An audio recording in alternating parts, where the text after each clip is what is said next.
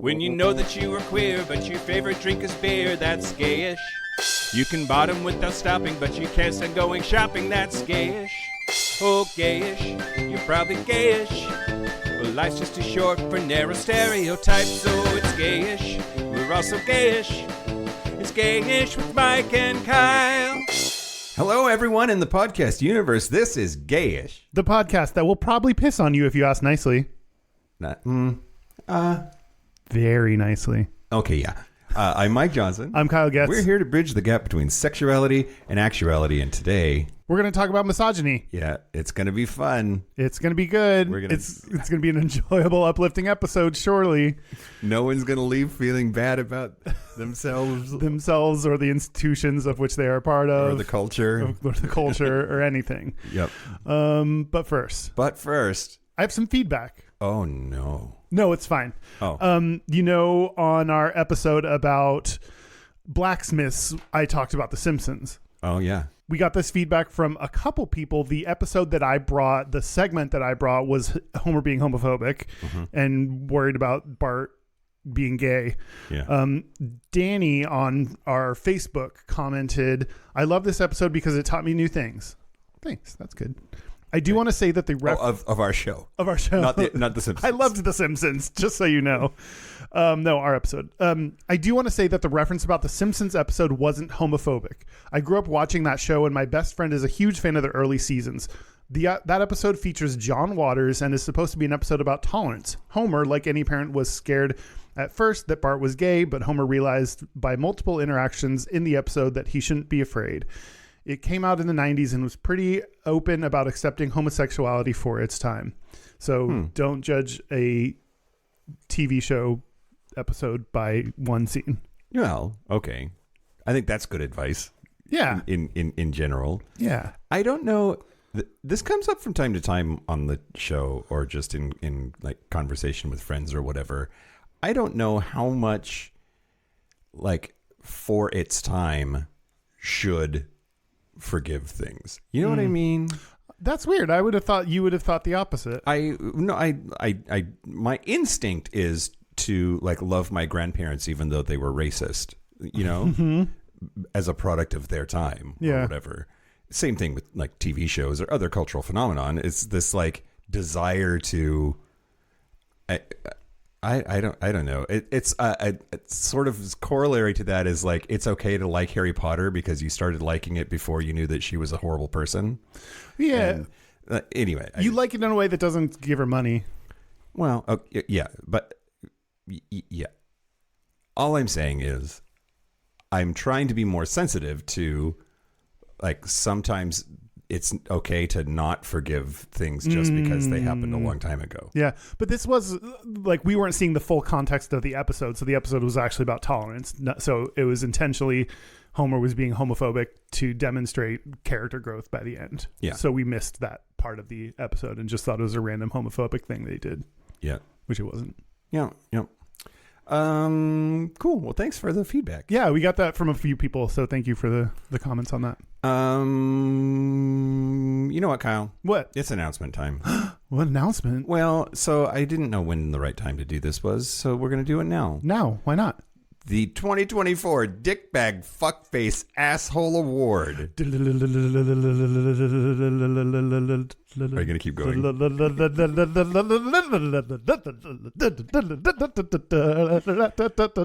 Is going to be Kyle shortly. Is President-elect Donald J. Trump. Yay! Oh, congratulations. You did it. You won another thing. It could not have happened to a more dickbaggy, fuckfacery, asshole-ish dickbag fuckface asshole. Yeah, very deserving. Also, I think it's important that we give it to him now while we still can. While free speech is still a thing that we can enjoy. Fuck that guy, fuck everything he stands for, and fuck everyone who voted for him. Yeah. Great. Now the news. Shut your mouth hole. It's time for your ear holes. News. Oh, God. Oh, no. News the first, Kyle. Yeah. Okay, so this is super interesting. But speaking of President-elect Donald J. Trump, he has selected for Treasury Secretary a gay Republican. They do exist. They do exist, and some of them are willing to work for him. His name is Scott Bessent, or Bessent, Bessent. Bessent or Bessent, Derek? Bessent. Okay. You heard it here. If I'm wrong, it's Derek's fault now. So he is according to the New York Times, quote, he's a capitalist with a soft spot for royalty, a deep-rooted Southerner with a fondness for stylish New York locales, a gay man married with children who has embraced a Republican Party that has sometimes vilified elements and individuals of the LGBTQ movement. Yeah, sometimes their entire platform is like, we're going to make it illegal for you to get married. Yeah. Yep. Sure. And not to mention the attacks on trans people, of which he is a part of. They are a part of our community, so I guess he doesn't give a shit about that. The thing is, you don't have to be a transphobe if you're a Republican. You don't have to be a homophobe if you're a Republican, but you do have to be okay with those things being a thing that the thing that you belong to believes in. Yeah. Stated goal of their organization. Yeah. Yeah. Anyway, it's like the whole thing about like, you might not be in the KKK, but guess who the KKK votes for? Yeah, for sure. Yeah. You don't have to be racist to vote for Donald Trump. You have to be cool with a lot of racists though. Yep. True story. Anyway. Okay. So he would, be fifth in line for the presidency. Wow. Which the Republicans, of course. Here's the thing. Fuck this guy. He's a fucking weirdo, and comes from. He's a billionaire. We're slipping into oligarchy more and more every single day, for sure. But he's not always been a Republican. He was a Democrat who worked for George Soros, of all people, as a hedge fund person, and that's how he made his billions and billions of dollars. Here's the thing. There's a lot of Republicans who now want to be like, see, he loves gay people. Yeah. Or they're fond of pointing out that Treasury Secretary is higher than Transportation Secretary. So Trump is giving the keys to somebody even a higher level of office than Pete Buttigieg. Isn't the Republican Party progressive? They're not. Fuck you. Yeah, no. Your actual policies determine how I'm going to judge you, not based on appointing one dude. Yep. Other Republicans are saying things like, quote, Bessent is a homosexual hedge fund manager who worked for George Soros for 10 years. Swamp remains undefeated. Sure. Which I don't know if you're going to say that Donald Trump is going to drain the swamp and then is directly responsible for a swamp person, how you get around the cognitive dissonance to believe all of that at the same time. I don't know. Anyway, I'm interested to see what happens here. He is a kind of an interesting dude, but I think deeply, deeply flawed for all of the reasons that are clear when you think about it. Yeah. When you briefly think about it. Yeah. Okay. News the second. Yeah. So this just, I don't know, Kyle. What? Well, okay. So Victor Willis, who was the cop in the Village People, went on a tirade here last week or a couple of weeks ago, saying, quote, there's been a lot of talk, especially of late, that YMCA is somehow a gay anthem. As I've said numerous times in the past, that is a false assumption based on the fact that my writing partner was gay and some, not all, of the Village People were gay, and that the first Village People album was totally about gay life. Get your minds out of the gutter. He also has supported Donald Trump quite vocally. And so, did he know he was in the Village People? I think he missed that part where he was part of the group that did this. And also, you don't get to decide what a gay anthem is. That's what I was going to not. say. It's out of your hands, unfortunately. You release a song into the world, and then other people will decide if they play the gay clubs or if it's a gay song. Yep, absolutely. Yeah. It's just I don't know. It's just funny. So David Hodo, who was the construction worker for 30 years over 2 different stints, released a statement responding to Willis's assertion.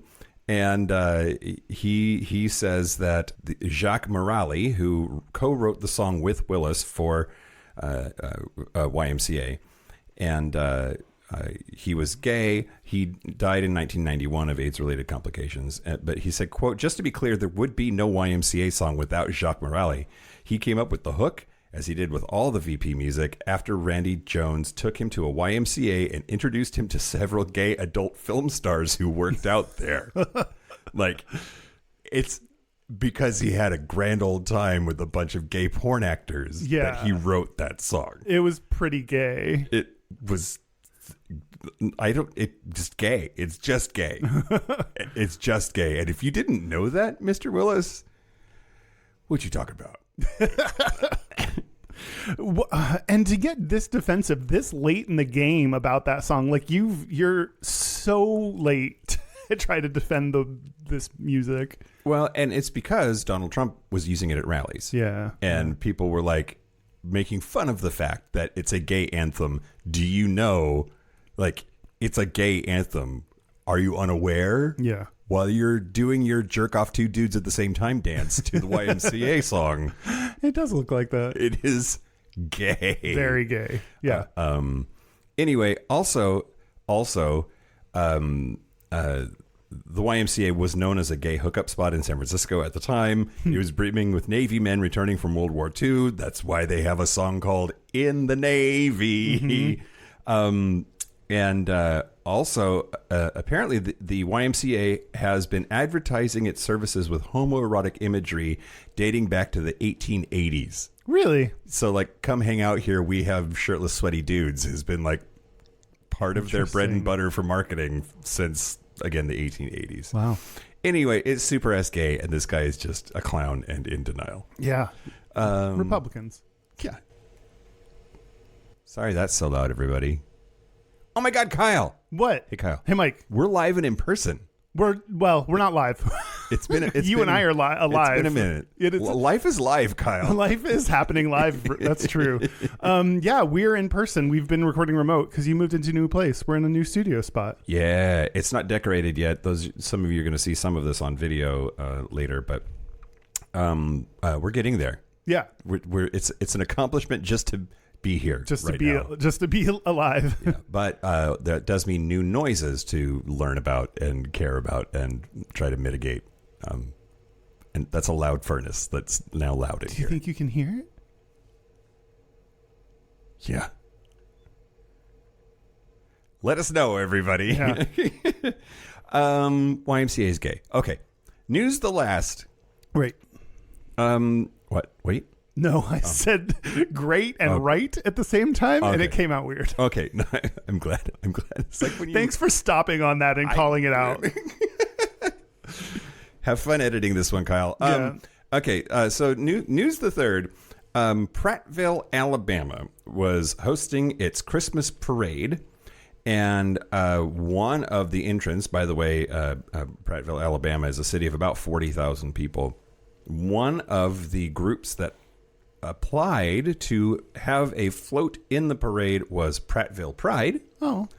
And it was the day before the parade that the city of Prattville, Alabama, notified them that they would not be allowed to march. Now, Mayor Bill Gillespie Jr. announced Thursday morning the group was banned from the parade, citing serious safety concerns. Oh. It's because the people might freak out and get violent. Yeah. That's like the gay panic defense, but for parades. Right. Exactly. So Prattville Pride has a good lawyer named Julia Phillips who prepared a federal You said a weird word now. Yeah, I did. Prepared a federal discrimination lawsuit against the town. Yeah. And the very next morning, U.S. District Judge R. Austin Huffaker Jr. ruled that the city had violated the group's First Amendment right to free speech, as well as its 14th Amendment right to equal protection under the law. Quote, the city removed Prattville Pride... We got this. Fuck.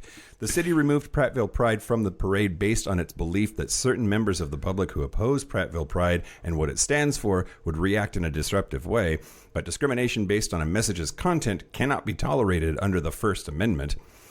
And although some community members voiced vehement opposition to the group's participation, the city has presented no evidence of legitimate true threats of physical violence. Yeah. Safety concerns. You can't just make up. That's the most, like, they were trying to discriminate in a PC way, but it don't work like that. The judge also said if you were really worried about it, you have 2 extra police officers that could probably handle it, or like they can handle it, right? Yeah. So he ordered that 2 police officers escort the float during the parade. Yeah. So that's the thing. So the group said, quote, this is why Prattville Pride exists, to ensure that LGBTQ plus individuals feel safe, seen, and supported. Our participation in the Christmas parade is more than just a celebration. It is a statement of belonging and a reminder that love and acceptance are integral to the fabric of our community. That's beautiful. And yeah, especially in smaller cities, like, it's important to show, to have visibility, to show that you're not the only one here. You may be growing up in a shitty homophobic family and need some kind of community or way to know that you're okay. And this is one example where, thank goodness, you have to actually demonstrate that the threat that you're claiming exists before you can take steps. Trans bathroom bullshit. Yeah. Like, fucking goddamn, Kyle. Yeah. There's no actual threat from trans people. It's all invented. Yeah. And it's bullshit. Yeah. It's not a real thing that happens. Great. I'm angry. Yeah. That's the news. Speaking of things that celebrate love and acceptance, I want to thank the following new Patreon members for loving and accepting our Patreon. Thank you to Laughing Penguin. Oh, that sounds like it's made up name. No given name, Christian name. Mr. Penguin. Well, it's all one word, so it is Mr. Laughing Penguin. Oh, we don't know their first name. We don't know their first name. And thank you to Daniel. Do penguins laugh? Hold on, I'm not done yet. Maybe it's Daniel Laughing Penguin. Maybe it's Daniel Laughing Penguin, comma Daniel. That's true. It might be. Thank you, Daniel Laughing Penguin. Do laughing penguins? Do penguins laugh? Maybe when you tickle them. Okay, great. Let's go tickle a penguin. Let's go tickle a penguin together. Everyone, tonight, go to your local zoo and tickle a penguin. Yep. Thank you to Patreon for supporting us and the show. We appreciate it. If you want ad-free episodes a day early, if you want bonus episodes and segments, then go to patreon.com/Gayish podcast. Hey. Apparently you can gift Patreon subscriptions, so you can give that special person in your life our special bullshit. Yeah. Yeah. If you are dating someone you know likes the show, or your mom hasn't heard the show, or you have a friend who might like the show, then give them a Patreon subscription. Yep. You can do it on an annual basis, and you can stuff their stocking. Mm-hmm. Stuff is so full. Great. All right. Do you want to talk about misogyny? I mean, who doesn't? The uplifting topic of misogyny. This was requested by Derek's sister-in-law. So thank you, Derek, for encouraging us to do this. This was requested by Dylan Hansen. Yeah, I know that bitch. Yep. And this was requested by She's a Dog. Also, I know that bitch. Mm-hmm. Great. So thank you. So multiple people wanted us to talk about misogyny. Yep. Blame them. Blame them, not us. We're just the conduits of your requests. We have no agency here. Nope. We just do what you tell us to. Like a good sex doll.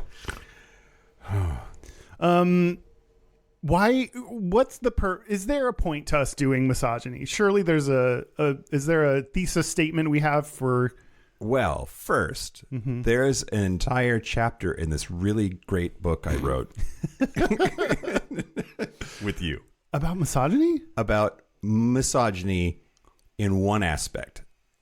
and that's the Gold Star Gay thing. So I'm not going to talk about the Gold Star Gay thing today, but it's not funny anymore. Mm-hmm. Stop it. It's just misogyny. Yeah, we had an entire episode on Gold Star Gay. Oh, well, see. So go listen to that. It's still correct. Yeah, we're still right. We stand by our words. But at the end of the day, like, misogyny is a huge problem in Christian society, especially. I'm going to talk about Christians and Muslims in a little bit. But gay men are sort of the benefactors of that toxic bullshit that they're raised in. And you add like a little dash of shame and a little sprinkle of societal hatred, and you end up with some pretty virulent misogynistic behavior from gay men as a species. Yeah. Yeah. And that's why it's worth talking about. And I think just because you have one minority status does not mean you understand every minority's issues. Like, hopefully there's a level of empathy that you can bring to things because you are part of a discriminated group, but that doesn't automatically mean you get a pass on things like misogyny or racism. Yeah. And I think some people think they do. They're like, well, I can't be misogynistic, I'm gay. Right. And that's not true. That's very not true. Yeah. Well, this is the history of misogyny. You can't get sick of it in the middle of saying it. Yeah, I can. I know. I can. Misogyny started when Adam and Eve were, I don't know. Wait, are you reading my notes? Really? Yeah. I want to talk about Christianity and why Christians and the Bible are absolute fucking the horrible worst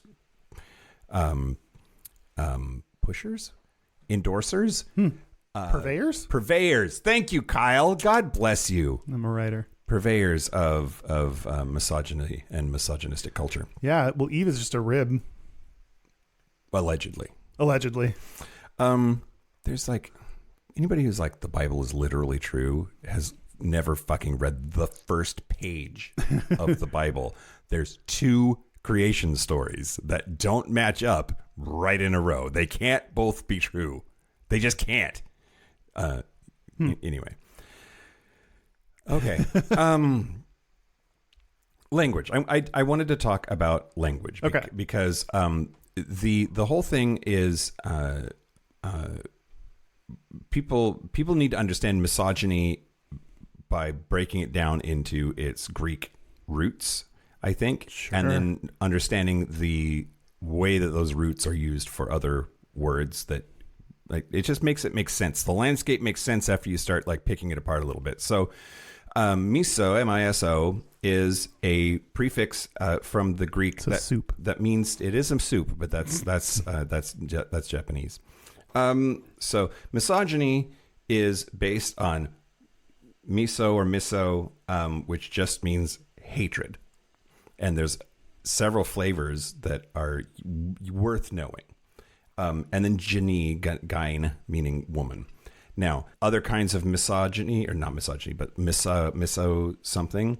A lot of people think misanthropy, to be a misanthrope, is to hate men, and that is incorrect. Although anthropo means men, it means men more in the gender neutral sense of mankind. So to be a misanthrope means to hate people. Right. To hate men is misandry, and like andro. You might know of andro as like androgens are things like testosterone and other masculinizing hormones, or androstenedione has andro in it, but andro means androsin Cooper. Androsin Cooper, absolutely. Mm-hmm. That's all about men, like not just mankind, but men specifically. So actually, when you say androgynous, that's the combination of those 2 suffixes. So andro meaning man, gynous, gyno, misogyny, women. So androgyny just means man-womany. But a combination of the 2. Yeah. Interesting. Something in between. Polygamy is to be married to more than one woman at the same time, which people mistake that sometimes with polygamy, Gamy, which that's just to be married to more than one person regardless of gender. Okay, so misogyny as a concept, as a word, got popularized in the 1970s. It did exist in the language. There are examples since the 1600s, or 1500s, sorry, 16th century, of misogyny being used in the English language. But it really was the 1970s that made it a word that was like an everyday word that people were using as an offshoot of feminism. And it's funny because the same time we see the rise of the man-hating dyke as a thing that people believed or would say as a backlash to the creation of the word or the concept, right?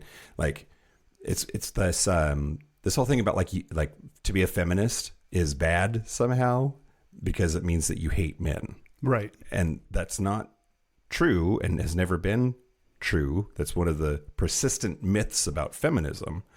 But as feminism gets bigger in the 60s and 70s, that's when this idea of misogyny gets talked about, and then like, well, they must hate men is the reaction. Got to find ways to demonize people that want equality and progressive people.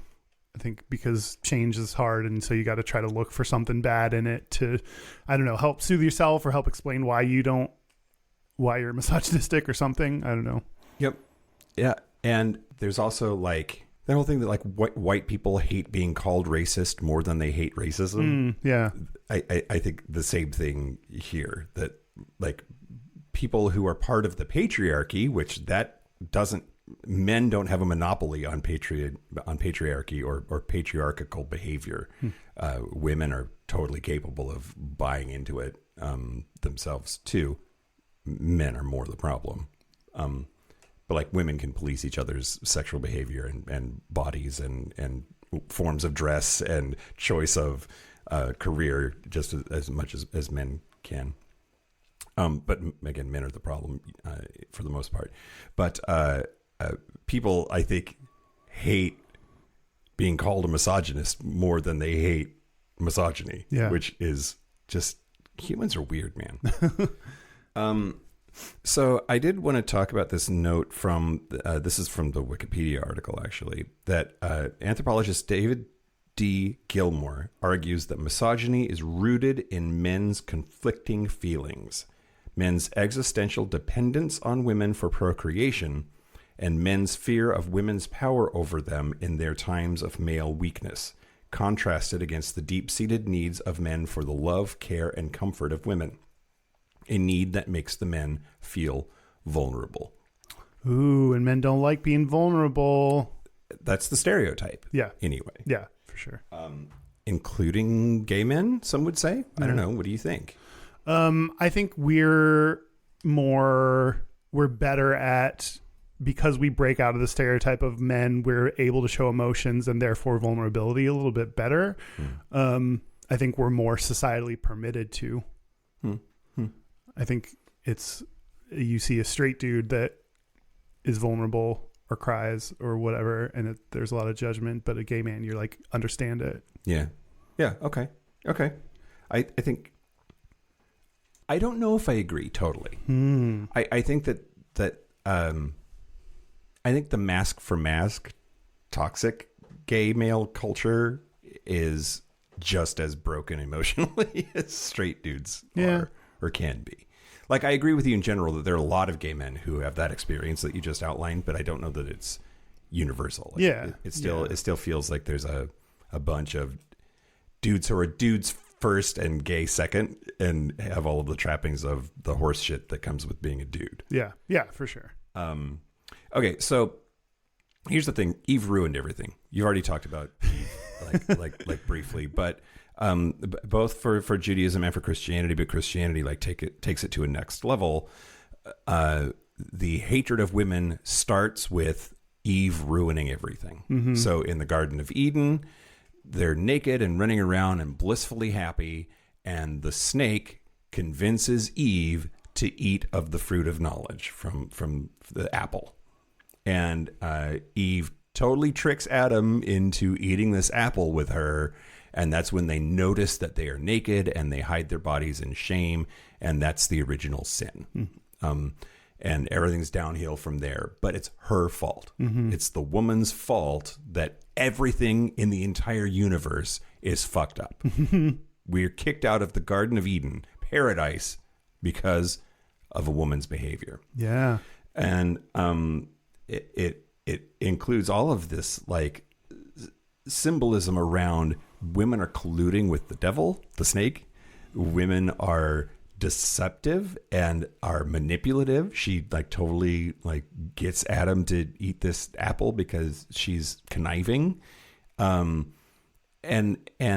this sort of like blame for the fall of mankind getting pinned on her because she's the woman is like, I don't know how you get any more powerful than that in terms of like the entire fucking religion starts with that on the page 1 of the book they're supposed to be drawing all of their religion from.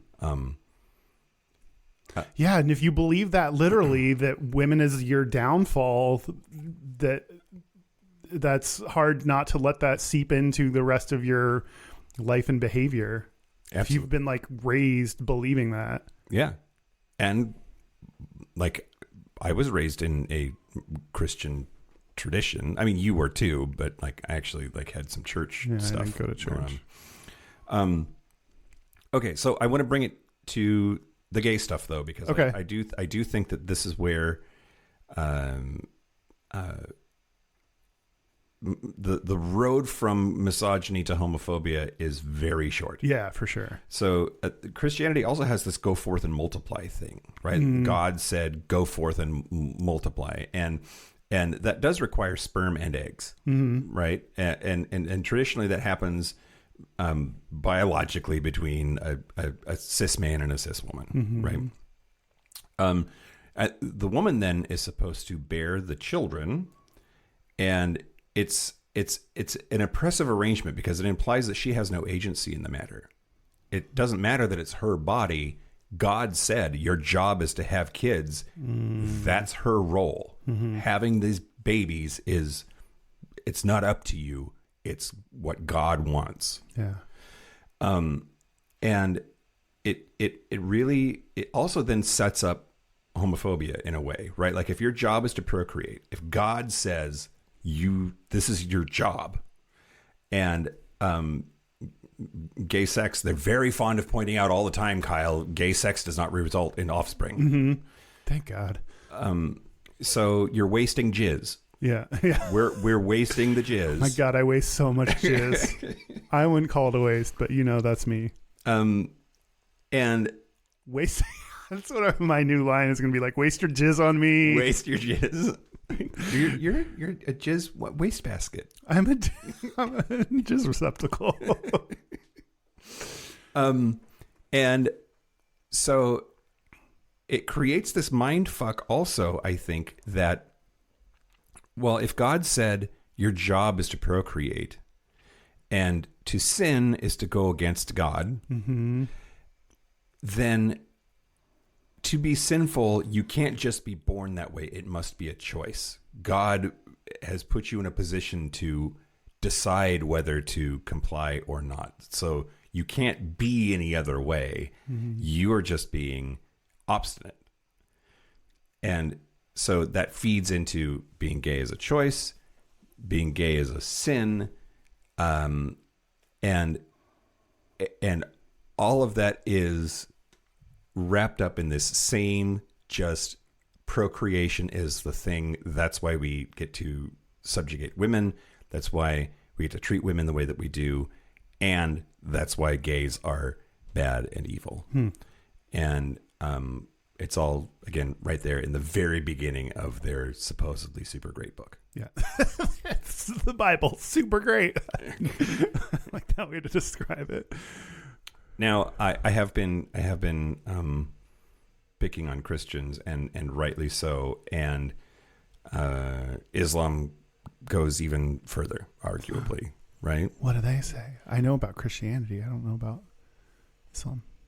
Well, here's just one example. So okay, well, hold on. So Islam has the whole thing. Muslims are supposed to cover themselves, and their women are supposed to be even more covered. In some Muslim traditions, that means like everything but your eyes needs to be shielded when you're not at home. Not allowed to go in public without a male escort, and can't own property, can't get an education, can't have your own money. Like just extreme versions of this, like men run shit and women get nothing. That Christians are capable of, but again, just like Islam can take it to another level. I want to talk briefly about this part in the Quran, though. So An-Nisa is one of the books of the Quran, and that just means woman. And it talks about like what a woman is supposed to do and how they're supposed to behave. And An-Nisa 34, 434, sorry, is the 34th verse in the 4th chapter of the Quran. And there's a translation that says, quote, "Men are the protectors and maintainers of women because Allah has given the one more strength than the other. Wow. And because they support them from their means. Therefore, the righteous women are devoutly obedient and guard in the husband's absence what Allah would have them guard." Talk about their pussies. Oh, guard your pussy, everybody. "As to those women on whose part ye fear disloyalty and ill conduct." So if you're worried that your woman is going to like act out, admonish them first. So yell at them. Next, refuse to share their beds. Don't fuck them. And last, beat them. Yikes. Lightly. Oh, okay. Well, as long as it's lightly. I mean, I like a light beating. "But if they return to obedience, seek not against them means of annoyance, for Allah is most high, great above you all." It says in no uncertain terms that, like, keep your woman in line by beating her if necessary. Yeah, that's wild. I mean, it's not, because religion is really fucked up and says some fucked up things, so it makes sense, but still, I mean, yeah. Anyway, I don't know. This is tricky because as a good liberal, I'm supposed to like be down with all different religions, and I've reached this like militant atheist part of life that you and Sarah were talking about in my absence when I was in Japan. Of like, I hate them all. Yeah, I hate them all equally, and I'm super not down with any of it because I think it's all bad. Yeah, maybe I'll mitigate that later, but I don't want to give Islam a pass because I'm supposed to be a multiculturalist or whatever. Right. I think it's bad. I think that the things that they do to women are bad, and I'm okay saying that. Yeah. I think that makes a lot of sense. And I get the like fear. I think the fear, especially when it's brought into the US, ends up being racism through a different lens, like trying to you reach the end product of racism through a different, so that's where you got to watch out for discriminating against religions that are not Christianity. Right. But as a rule, to dislike it, I think makes a lot of sense. Yeah, I don't care that you're brown. I just think your God is dumb. Yeah. Yeah. And everyone's God, for that matter. Yeah.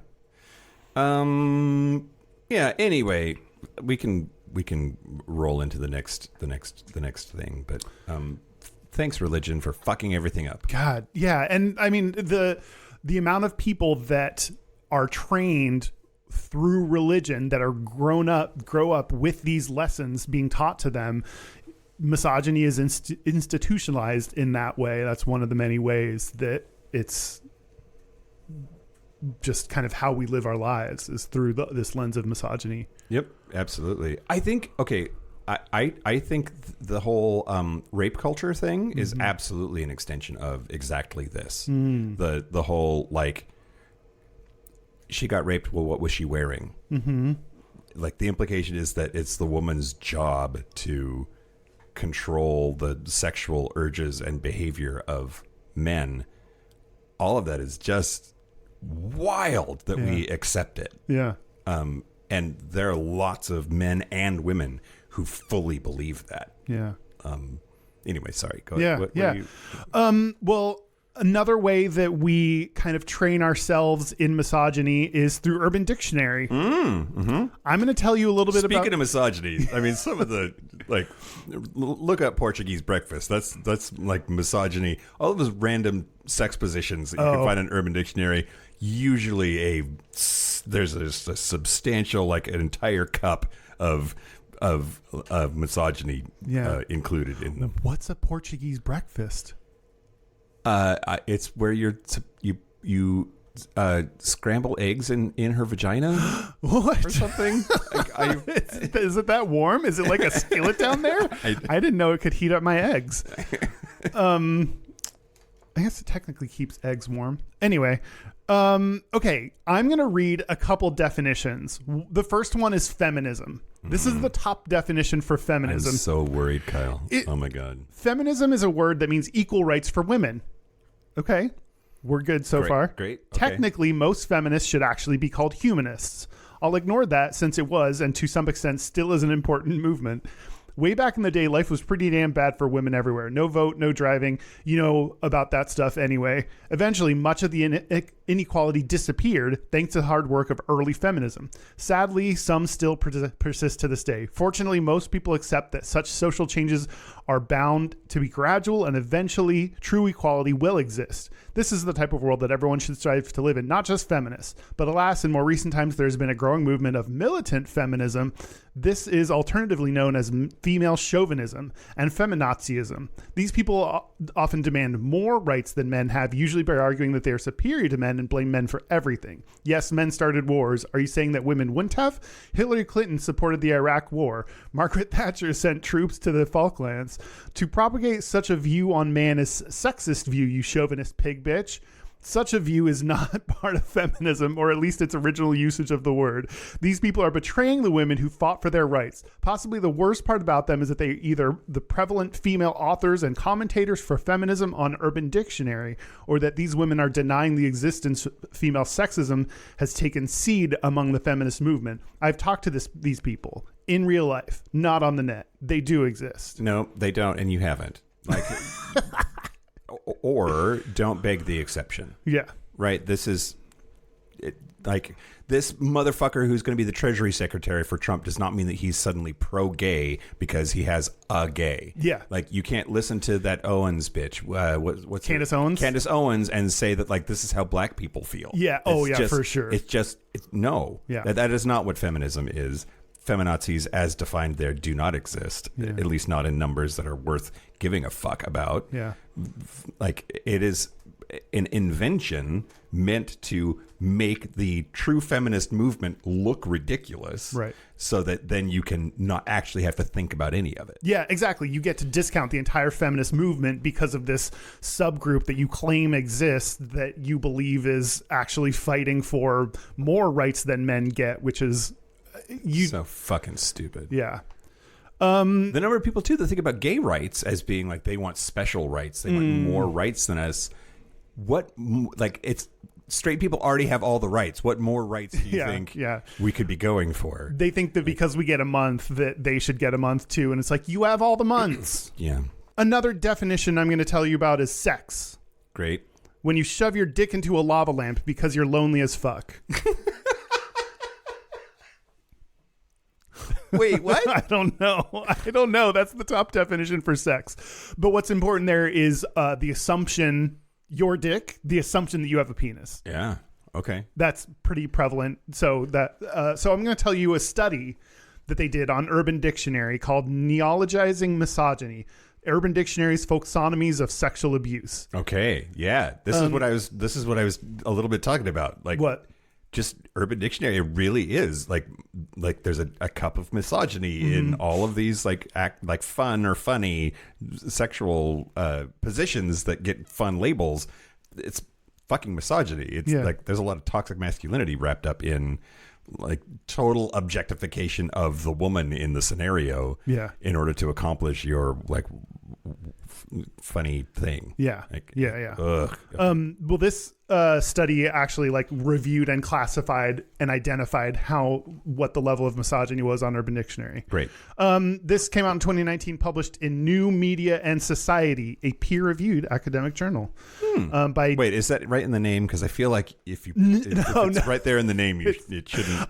I looked that up. Okay. That was me adding that Okay. it is a peer-reviewed journal. Great. Because I did a search, because now I do that. By Debbie Ging, Theodore Lin, and Pierangelo Rosati. So first, just some facts about Urban Dictionary. It's founded in 1999 by American college student Aaron Peckham. The web analytics company Quantcast ranked it as the 22nd most visited site in the U.S. It gets 34 million visitors per month. Wow. I didn't realize how big that it was the 22nd most visited site. And also, like, does that person still own it? Like, I hope they're don't getting know. a lot of money. They probably the advertising, yeah. And 45% of the site's users are 18 to 24. Well, yeah. Still? Probably. I mean, I was 18 to 24 in 1999. So. Yeah. No, so they did this research in 2019. So all this data is from as of 2019. Okay. Let's see. As of 2014, there are more than 7 million definitions on the site, and it is estimated that 2,000 definitions are added daily. Oftentimes Urban Dictionary shows up in Google results when you search for keywords. Like when I searched for spit roast, it was the #1 result. So it is often the way we are defining some words, not just going to Urban Dictionary and finding it, but it's what defines them on Google as well. Okay. Yeah. So what they did is these researchers analyzed the definitions using machine learning. They found that almost 250,000 definitions featured misogynistic content, which constitutes 9.53% of the entire Urban Dictionary data set. So about 1 in 10 definitions are misogynistic. A majority of the creators of the definitions are male. You can infer this, like I talked about, the assumption that you have a penis or that the reader has a penis by saying something like your dick or whatever. You can assume that, or the poster specifically speaks on behalf of men. That feels true. That feels correct. That like Urban Dictionary is super broy, fratty even. Yeah. Is the feeling. I have similar feelings about Reddit that I don't know if are true or not. But it definitely has. This research study called it the manosphere, and it included Urban Dictionary. It was like it's part of this. There's like 4chan and certain subreddits that are like the men's corner of the internet, and this definitely ranks amongst them given how misogynistic and from the male perspective it is. Let's see definitions. So it's not just definitions of weird, Portuguese breakfast that it's defining. It's also just defining words rusty like trombone. Yeah, what's that again? I think that's kind of a gay thing, actually. Oh, yeah. It's eating a guy's ass while you jerk him off. Like a trombone. That's hilarious. I like that one. Okay, great. So the definitions that attract the most thumbs up or down are just words like I talked about, feminism or sex. They're just regular words that are being redefined in Urban Dictionary. And most of those are redefined, discredited, or mocked to suit specific ideological agendas such as anti-feminist or misogynist agendas. Hey, that's the title of the episode. For example, many of the definitions of the words such as gender, woman, feminism, lesbian, gay, bisexual, transgender, and vagina are heavily infected with misogynist, anti-feminist, or homophobic sentiment. Yep. So these researchers claim that Urban Dictionary is a site of online conflict in the gender wars and contributing to that through these types of definitions that they allow. A couple things that they said, quote, the technological affordances of this platform, namely its structure as a network of folksonomies as opposed to a curated collaborative dictionary. Other dictionaries like go out and do research and identify definitions and do that through a process, a team of people. This is full on crowdsourcing. Yeah. And you have editors that can accept or reject a definition. So you have certain people that are deciding what actually makes it. Anyway, to continue the quote. But also, Urban Dictionary, to my knowledge, has always painted itself as a vehicle for entertainment, not for being you're not supposed to actually use it as a dictionary. I think in effect it's being used as a dictionary, because when you want to know what a weird ass word means, I go to Urban Dictionary to define it. Yeah. What thing does that guy want me to do to him? Let's look that up and see if I know how. Eat his ass while you jerk him off. That's it. Yep. Ew, I just got the rust part. Womp womp. To continue the quote, have enabled the manosphere's toxic misogyny and percolates into mainstream culture, which completely agree that people use Urban Dictionary to help define these words in a day-to-day life in a way that they do a dictionary. And it's not just an entertainment site. And another site quote that I wrote down is, they have significant currency in the digital capitalist marketplace, exerting substantial impact not only in the process of lexicalization, but potentially also on young men's perception of women and on women's perception of themselves.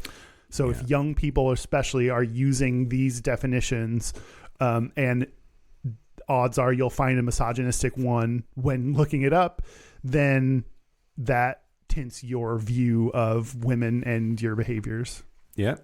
Yeah. So I want to keep harping on this this thing of like, women are such the victims of patriarchy, so much so that they can believe it themselves. Yeah. And that's wild to me. Like the number of women in my life that are like my mom's age and older, who like still, they can't help themselves believe that they exist like a 50s housewife life should, or like that's the value that they bring, or like what they're capable of.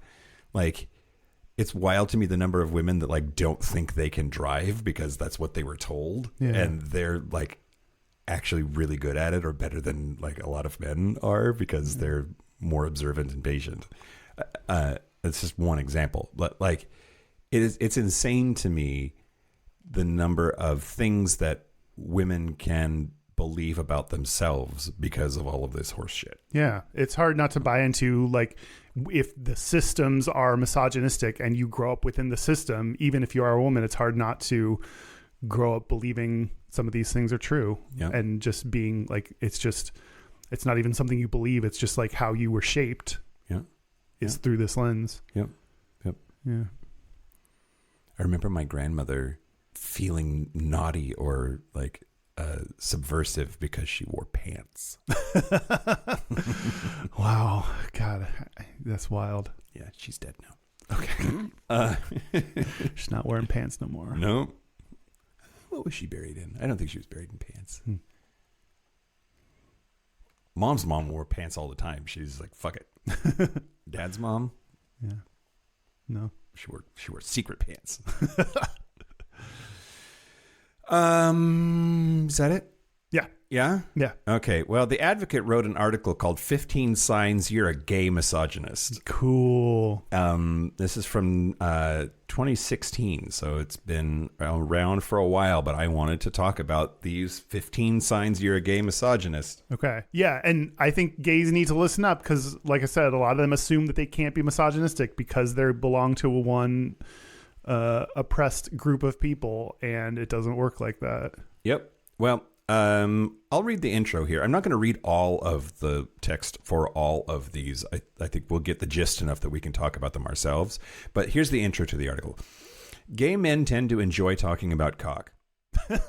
This is true so far. In our gyms and barbershops and health food stores, we gab about penises. It's like talking about the weather. We scroll through cock pics on our smartphones.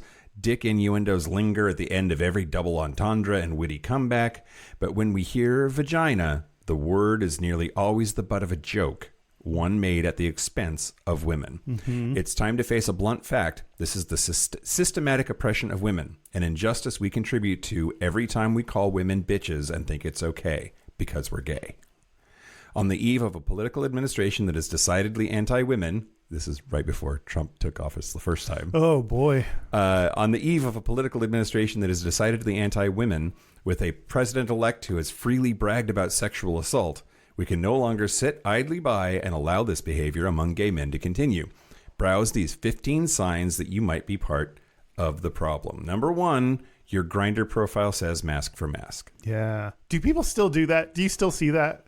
Every once in a while. Yeah. I haven't seen that a bit. I see it more when I travel. Oh. To parts of the world that are less, I guess, progressive or than the West Coast. Yeah, I guess maybe less likely to show up in Seattle Grindr profiles. Yeah. But yeah, I mean, I think it's just misogynistic if you really think about it, even for a second. Yeah. Yeah, because misogyny, like, it's anything with feminine qualities, which then you translate over to men who have any kind of feminine qualities that you then judge or dislike. It has misogynistic roots in it. Yep. Number 2, your Grindr profile says no blacks, no Asians, etc. Now, I will read part of this one. What does this have to do with women? Let me walk you through it.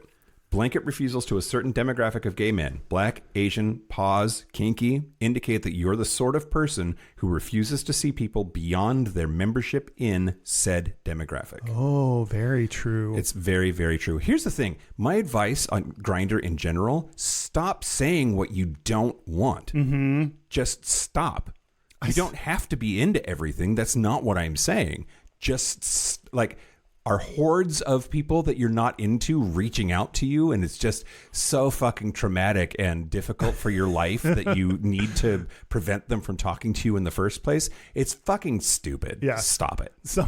I saw someone's profile that said, did you know that instead of creating long lists of things you don't want, you could just not reply to people? Yeah. Yeah, you just don't reply to them. Anyways, so you stop seeing people as labels behind which you stop seeing their humanity.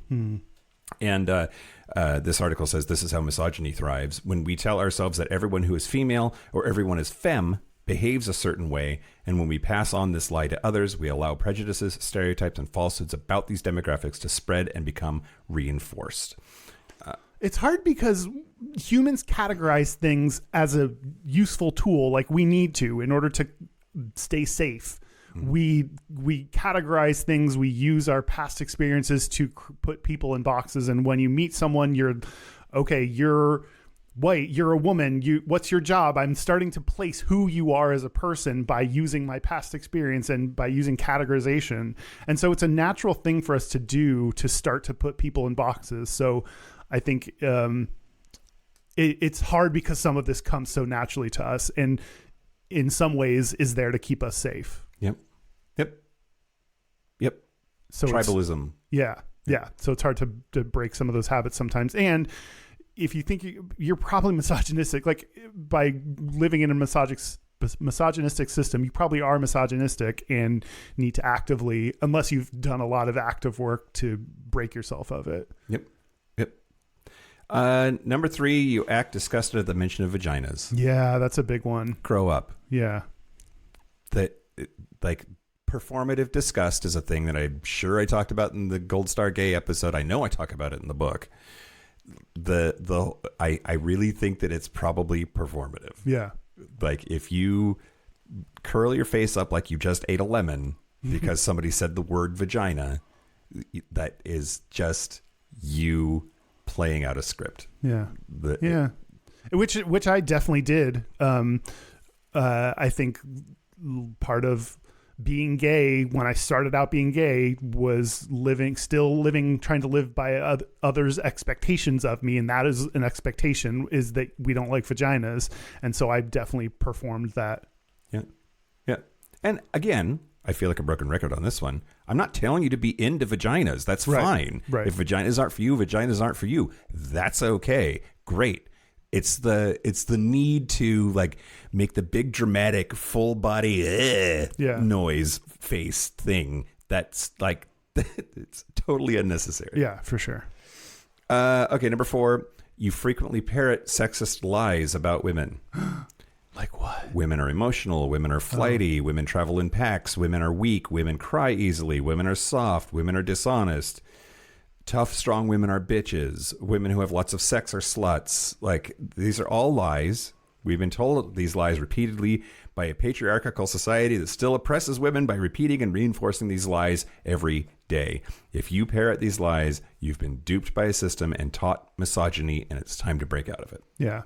And I think a lot of these times these don't show up as like, oh, I'm going to directly say that women are emotional, but I think it shows up a little bit more subtly in, you know, a conversation about someone at work, like an explanation for behavior or the way you view, like the lens that you view their behavior. I think it's a little bit more subtle than just outright saying like women are emotional. Yep, absolutely. It's also hard, I think, because there's a slightly subtle version that I want to work on of, like, if I want to have an academic discussion about, like, are women more emotional, or women tend to be more emotional, and how does that impact what's going on in the universe and whatever it is that we're breaking down, I kind of want to think about whether that's true or not, if it's useful, and whether that's actually perpetuating stereotypes by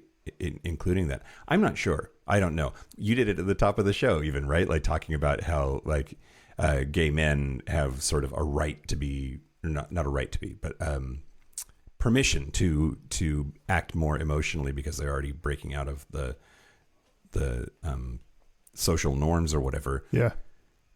Written into that is the implication that men are unemotional. Yeah. And the corollary to that is that women are emotional, right? So it's, I don't know. Like, on the one hand, I think it's a useful conversation to have. And on the other, I wonder about the responsibility of it.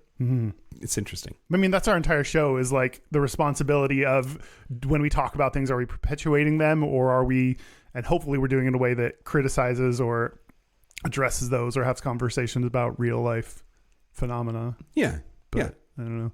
This isn't the last episode. I promise. Okay. Number 5, you freely call women bitches, thinking it's fine to do so because you're gay. Yeah. Like, I don't know. I've definitely heard like someone walk up to a group of girlfriends and say, "What's up, bitches?" Like, and I've heard gay men do that to a group of their female friends. Yeah. So, like, I don't know. You use the word bitch. I do use the word bitch. Maybe I should stop. I don't know. I use the word bitch to talk to my male friends. I don't know. Should we not say that word at all? I try not to. Really? Yeah, I try not to like use words like bitch and pussy. Though, like, intentionally, like words that are used to. I'll slip. I've used it and then felt bad about it. But yeah, words that are traditionally used to put women down are words I try to avoid using. So I just call people assholes now. Okay. I can try. I call myself a bitch a lot. Especially at like work. In your head? Especially at work for some reason. I'll be like, "I'll stop. I'm sorry. I'm being a bitch." Yeah. Like, maybe I should stop doing that. Similarly, cunt is not a word that we should use. Yeah. Some people have feelings about the reclamation of words, though, like faggots or queers or homos. Those are all things that, like, there's power in reclaiming them, but also maybe just let them go. Like, I don't know. Well, I mean, queer, that ship has sailed, but that word is being used. Why is homo the most offensive out of all of those? Don't call me a homo. Ugh. Let's see. Next, you think promiscuity is a basic part of gay male culture, but a promiscuous woman is a slut.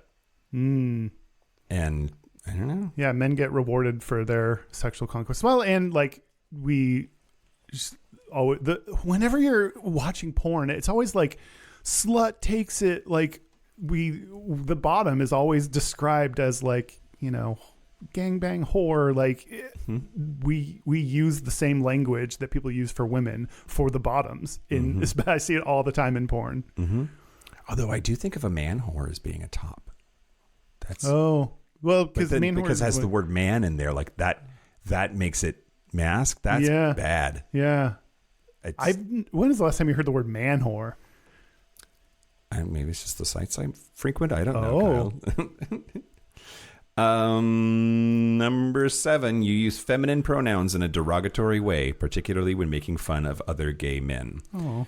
When a fellow homo gets too drunk at the bar and gets horny or touchy or does something embarrassing, you say, girl's tanked, or she's thirsty, or she needs a dick. Oh, bad. a lot of people do that. Yeah. This person says, not cool. Sure, I call fellow homos girl sometimes, particularly at the gay gym when macho egos? Macho? I'm assuming that's macho and a typo. When macho egos are flaring. I also kiss queer male friends on the cheek when I meet them. Calling other gay men girl or girlfriend comes from a long-held tradition that goes as far back as Harry Hay and the Gay Liberation Front. But I avoid using feminine nouns or pronouns in such a way that the usage is itself an act of mockery. I haven't thought about that. I'll start noticing that now. I'm guessing more and more because I think people do that a lot. When you're being a little cheeky, you use female pronouns for someone. Yeah. She's fussy. Yeah. Like that's I'll do that sometimes. But then also I definitely will be like, hey girl, what's up? Or hey girl, hey. Yeah. Like and I don't know. I think that's probably fine. I think that's fine. Is it fine? Is that ultimately rooted in misogyny because the gays are more feminine and that's I don't know. Anyway. 8. Moving on. We're never going to get through this. You believe queer spaces exist primarily for gay men. Oh, I think bars have been doing better at being more welcoming to all LGBT people, especially of late. Maybe it's Seattle bars, but I think that there are a lot of bars, a lot of queer spaces that are overtly sexual, and that's where I get like worried or confused. I think that 95% of bars that are for gays should be queer spaces that are safe for everybody under the LGBT umbrella. yeah. I do think that maybe the Eagle is just. I was going to say the Eagle for the gays. Yeah, Like, I do think leave gay men for leave the Eagle for gay men. I think, or like Folsom, like that's I think just for gay men. Part of this one, the last sentence: if you're perturbed at the number of queer women at your next Pride parade, you're a gay misogynist. Number 9. You think trans guys are cool, but trans women not so much. Oh, interesting. Everydayfeminism.com defines trans misogyny as the confluence of the negative attitudes expressed through cultural hate, individual and state violence, and discrimination directed toward trans women and trans and gender nonconforming people on the feminine end of the gender spectrum. And many trans men have described the experience of their transition to their authentic selves and how patriarchal culture suddenly favors them. They transitioned from a world of not so microaggressions against women to clear, blatant male privilege. That's so interesting to be able to have the experience on both sides, to experience life presenting female and then male. Yep. And know what, and be able to feel like those are the opinions we should value the most because they know how society treats both genders. Yep, absolutely. And I do think that, like, I don't know, this is tricky, maybe. I don't know. But, like, I don't think I have any trans women in my, like, life socially.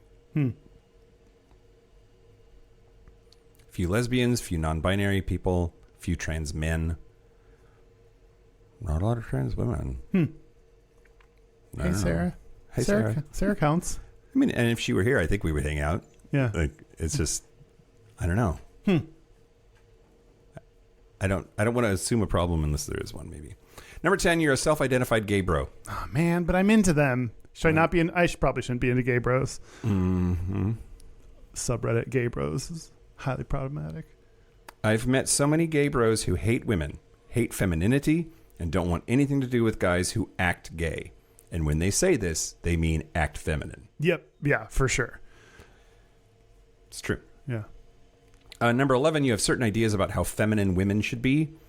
You want women to act like women and have certain idea about what that means. You want men to act like men. You practically ignore the third gender and genderqueer people. Number 12, you have a certain idea about how feminine drag queens should be. That's interesting. There's a lot of folks who are like super anti glitterbeard drag queens. Oh.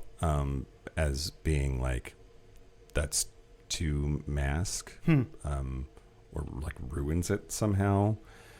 Don't gatekeep drag queens, because it's an art that you're performing as some kind of different version of yourself, and I think it's really interesting to see all the iterations and see how people interpret that, and see someone have a beard when they're a queen is just like such an interesting combination of looks. I think it's great. Yeah, there's a lot of, I think, mask gay culture that has a tenuous relationship with drag. And so much of it is like buying into the binary, and they're playing with that. And I think that's indicative of something. Yeah. Let's see. The next one, you have certain ideas about how all men, gay, bi, and straight, should behave. I've heard gay guys say that their masculinity needs defending because it's the way things are, the right way, the correct way for men, gay or straight, to behave. My first criticism to them is always this: if male-identified humans were supposed to be masculine, if this behavior is reliably natural and native, with no exceptions, why would it need reinforcement? Yeah. Yeah, that's the thing about so many gender norms, is like, if it needs this much defending, how natural can it really be? Yep, absolutely. Yeah. And then the last one, you're anti-abortion.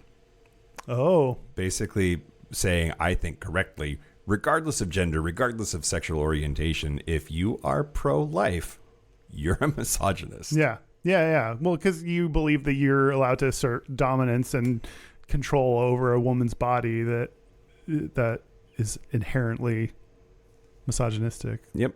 Yeah. And yeah, that's true. That makes Anyway, sense. those are 15 signs that you're a gay misogynist. Oh, I think there's some ones to think about. Like the one that really stands out to me is using she, her pronouns for someone when you're referring to like them being drunk or them being slutty. Like that's one that I think happens a lot. Yeah. Am I going to stop? Don't know. We'll see. You got to catch yourself first. That's a hard thing. Mm-hmm. What do you want to do? We're so... Well, I have another article that is signs that you're dating a misogynist if you're a straight girl. And we're going to talk about that in the Patreon segment. Okay. But I know you have a thing about incels. Yeah. But we talked about drag a little bit. Yeah. Let's just maybe like put a capstone on that. Is drag misogyny? My instinct, my first reaction is no, because I want to defend drag queens. Like that's so. I guess if we think about it a little bit more, what would be the misogynistic part? The characterization of women.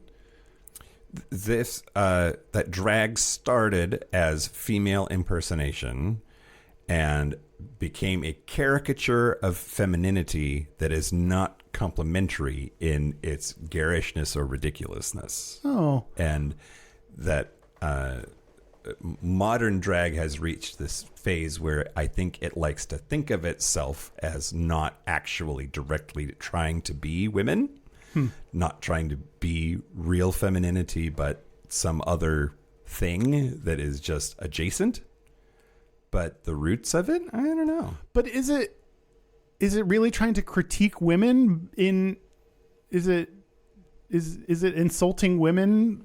Is that's the intent? I think we put drag queens on a pedestal. We like value them and they like have a special status within the gay community. Well, that's true. But I think the idea is that what they are performing makes women the butt of the joke. Is it?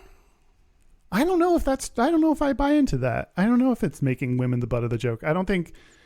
Well, I guess I could see some jokes being like, I feel like if I saw a routine where someone was making their femininity or whatever the joke, I would be like, that's kind of old hat. Like that's kind of been done probably, and we need some more. They probably need some more original content. So I guess maybe some drag queens might make, like, I could see them being like, oh, my boobs are all in the way, or I don't know. Yeah. It's tricky. I don't know. Do you think drag is misogynistic? I think some of it is, absolutely. Huh. And I think that some of it is not. And I think that knowing the difference is hard. And it's hard for me to know the difference. And I definitely find funny and laugh at things that if I peel them back are probably not okay. I feel like we're going to get pushback on we're not the RuPaul's Drag Race gays, but there are some people that are and would like have a big problem believing that even parts of drag queens are misogynistic. Like, I mean, I don't know. You're not worried about I'm not worried about people getting angry about that? No, I mean, don't like get angry if you want to, but maybe do some self-reflection on like, why are you so mad? Yeah. I'm not saying definitively that like all drag is misogynistic. But I think that if we're honest and look at it, we'll say that some of it is. And yeah, I don't know. You can be mad if you want to, I guess. But Are drag kings what's the word? misandrony? Misandronistic? I guess it would be misandronistic. Okay. In the same way that drag queens would be. I mean, not in the same way, right? This is the whole thing about like, well, black people are racist too. Fuck you. Yeah. When we're talking about like Institutionalized, yeah. racism and like, men are fine. Yeah. Yeah, men are doing okay. Yeah. Yeah. Yeah. Anyway. Okay, I'm going to tell you about incels. Great, talking about men who are not fine. A troubled group, the incels. Incel is involuntary celibate. They are mostly an online community of men who can't. Community is a strong word. They've found each other. They're on forums together. They're sharing subreddits. They believe they can't get into heterosexual relationships. They have a common belief that women pick partners based only on looks due to their unattractiveness will be alone forever. Well, I mean, if you're unattractive on the inside. I know. Ironically, being an incel might make it so you can't find a woman, but that's because you are now part of this horrible community of people who because of this perception themselves, they hate women and believe that men are systematically discriminated against. Sure. There are, it says here, a large network of male-oriented websites dedicated to cyber hate of women, discrimination, and networking of misogyny. And women of color are doubly denigrated by sexism and racism.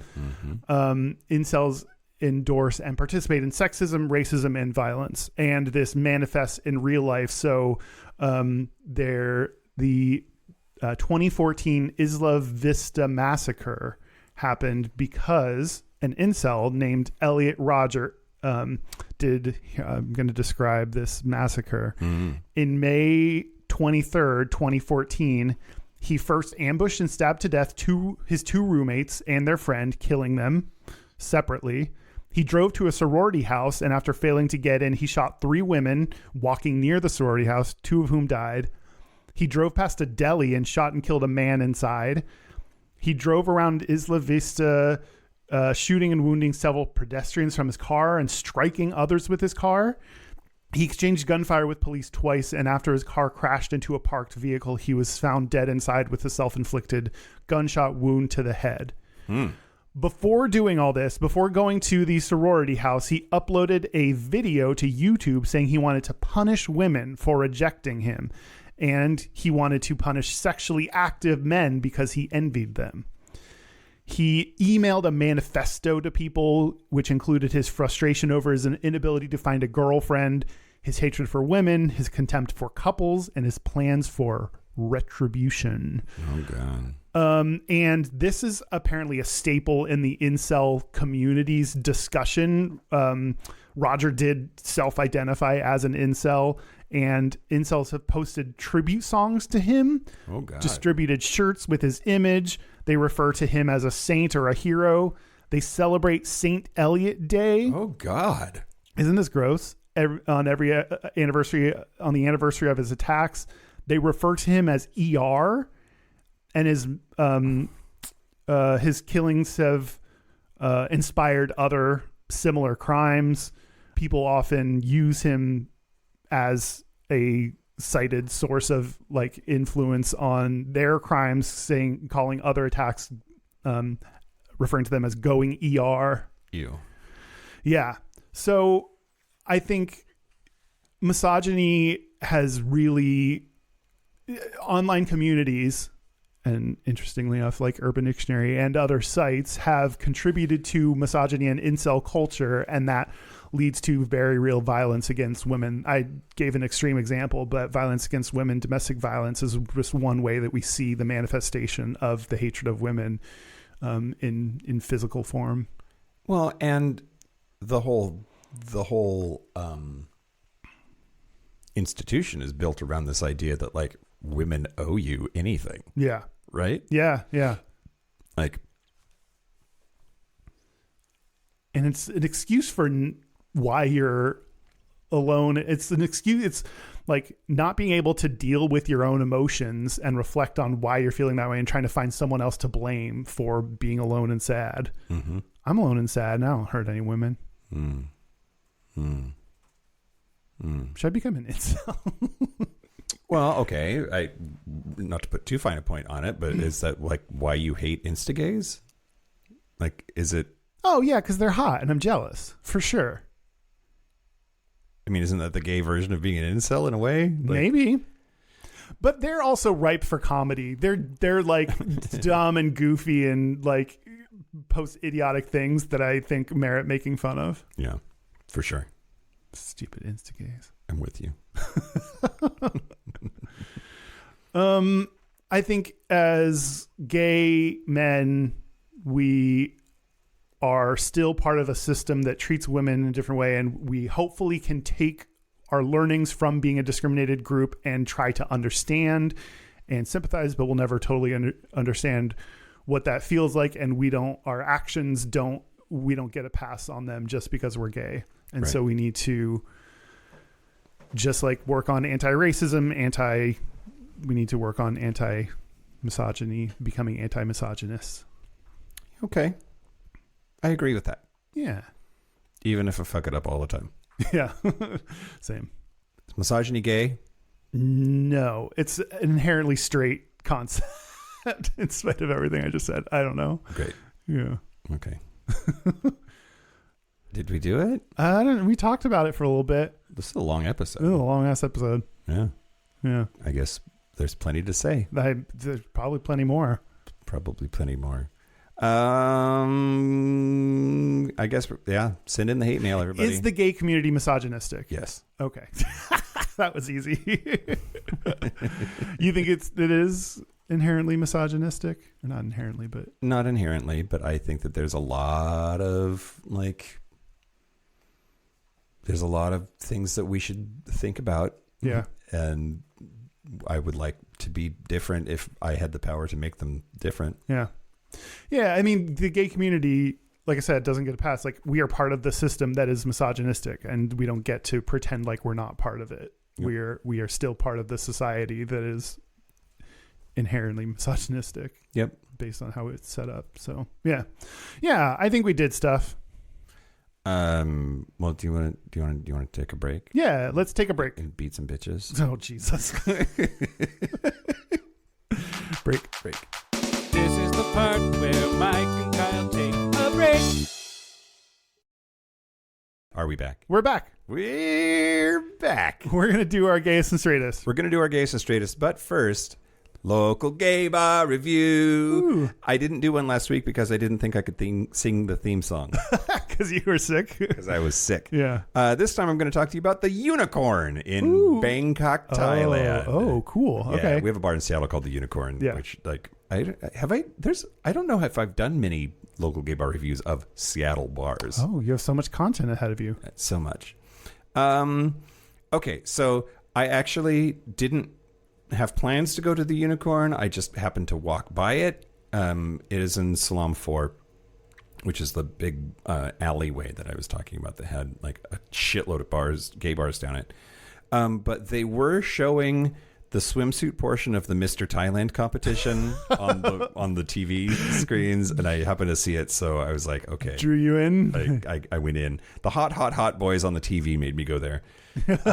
You had no control over this. I thought it was adorable. It was it's a small place, or at least the downstairs was. It was only 7 p.m. and was dead, but I really loved it. I had a great conversation with the bartender, and it's just kind of an adorable like tiki vibe to it. I said I need to take a tour before I decide, since there's karaoke here supposedly, and I'm just at the bar. But there's an upstairs, and the bartender says that that's not open. And I'm not sure if that means ever, yet, or to me, because English. But yeah, 3 dildos. Nice. Yeah, it's fun. Cool. Okay. What? Buy our book. Buy our book, you assholes. Friends. Countrymen. We wrote a book. You can find out about it. You can go to gayishpodcast.com/book and you can pre-order it. It comes out in like a month, a little over a month. It'll be available. So go buy it now as an early Christmas present to yourself. Yeah, do it. Please. The book drops on January the 21st, which is a Tuesday. And to celebrate, we're going to do a live stream. Yeah. So if you are around and available and want to support us, you should do that evening. Yeah. We think we're going to be streaming at 7 p.m. Pacific on Tuesday the 21st. So join us for that. You can do the chat, and we'll respond to questions live on the air. We should have books in hand, so we can all enjoy that together. Yeah, that'll be cool to actually like have a book that we can show everyone. Yeah. Join us then. And I'll post the details on our website. No, I won't. I don't think you will. I was struggling for a segue. Our website is gayishpodcast.com. We are on social media at Gayish Podcast. Our hotline, you can send us text messages or leave us voicemails. Please leave us voicemails. We need more voicemails. We do need voicemails. Of Gayests and Straightests. Yeah. And somebody butt dialed us, which I think is hilarious. Yeah, why is our number right there for you to butt dial? It's 5855-GAYISH. That's 585-542-9474. Standard rates apply. And that's a complicated number for your butt. It is a uniquely skilled butt. Our email is gayishpodcast@gmail.com. And our physical mailing address is Post Office Box 19882, Seattle, Washington, 98109. Time for Gayest and Straightest? That's okay. Okay, I'll go. Do it, Kyle. My gayest is someone started singing Rent and was like, wait, how many minutes are there in here? And knowing the answer automatically is my gayest. Oh my God. Every gay person in the history of gay people now is going to know. Yep. So great. And then my straightest is there was some sports game playing on the lift that I got in. Mm-hmm. I don't know what game it was. I didn't listen close enough to pay attention. But the fact that I had to overhear sports. Oh, yeah. You were subjected to sports. Yeah. I and clearly am not assertive enough to ask someone to change the station. So I just had to listen to it. Yep. Take it. Yep. I took it. What about you? Well, the gayest thing about me this week is moved to a new neighborhood, so I have a new grocery store and a new set of people from Grindr to run into in real life. Oh, good. For the first time. And I ran into a dude from Grindr at QFC. He was not as hot in person. Oh. Which, Grindr. Good pictures. That's how Grindr works, right? The straightest thing about me this week, we had some extra potatoes left over from the Christmas dinner that I hosted for our D&D group on Friday, and I took them out to the front yard and I threw them across the street vigorously. Why? I don't know, but just to get rid of them, okay. I guess. I didn't want to throw them away anyway. They're compostable. But potato throwing. That's a street thing. Interesting. Sure. We have a voicemail. We have a listener's Gayest and Straightest from Jacob in Cleveland. Yep. Hey, Gayish, it's Jacob from Cleveland, and boy, do I have a Gayest and Straightest for you.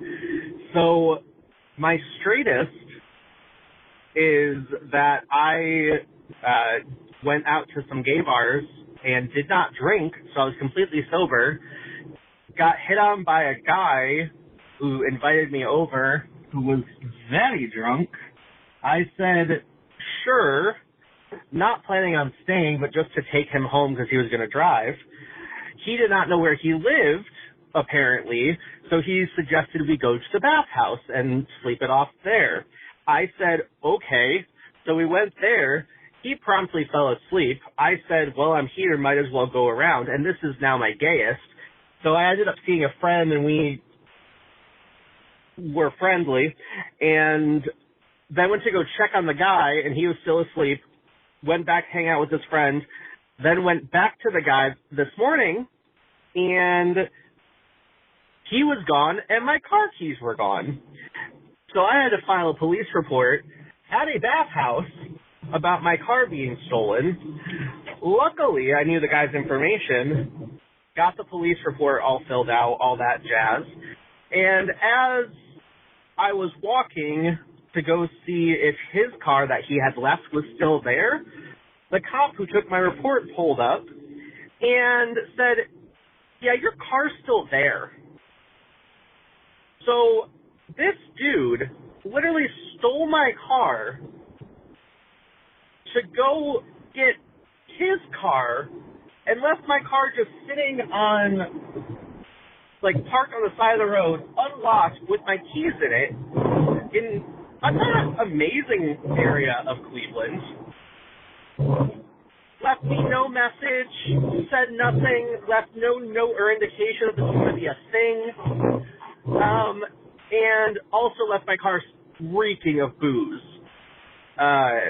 So what I've learned is apparently don't give drunk strangers rides to bathhouses. And if you do, keep your keys on you at all times. So anyway, I thought really fun morning at 7 a.m. after being up all night. Anyway, love you guys. Bye. That was a journey. That was a harrowing tale. That could be a movie, I think. I'm sorry that happened to you. That's real shitty. Yeah. It sounds like you got it back, though. Sounds like you have your car. Everything's great. Which is good. So no harm, no foul? I mean, a little harm. Okay. A little foul. Yeah. Anyway, thanks for the voicemail. Thanks for the voicemail. Please send in yours, everybody. We are running out. Yeah. And we like them. Yeah, for sure. Great. Thank you to all the Nope. No. Thank you, people working on not being misogynist. Yeah. Thanks for your working on yourself. Yeah. You. Which everyone should be doing. Yes. And thank you to our super gap producers. Thank you to Locomotive, Simon Sarashi, Kaylee Adams, Kid Oliver, Kobe Gordon, Squoggle, Pip, Andrew Bugby, William Bryant, John Crowley, Yost Osel, Jonathan Montanius, Forrest Nail, Steve Douglas, Explosive Lasagna, Michael Covington, Just Jamie, Thomas B, Dusty Sands, A. Coleman, Chris Cacciatorians, and Jerome York. Thank you for your support. Thank you for your money. That's it. This has been Gayish from the Chris Cacciatorian Studios. I'm Mike Johnson. I'm Kyle Getz. Until next week, be butch, be fabulous, be you. See ya. See you next week. Bitch.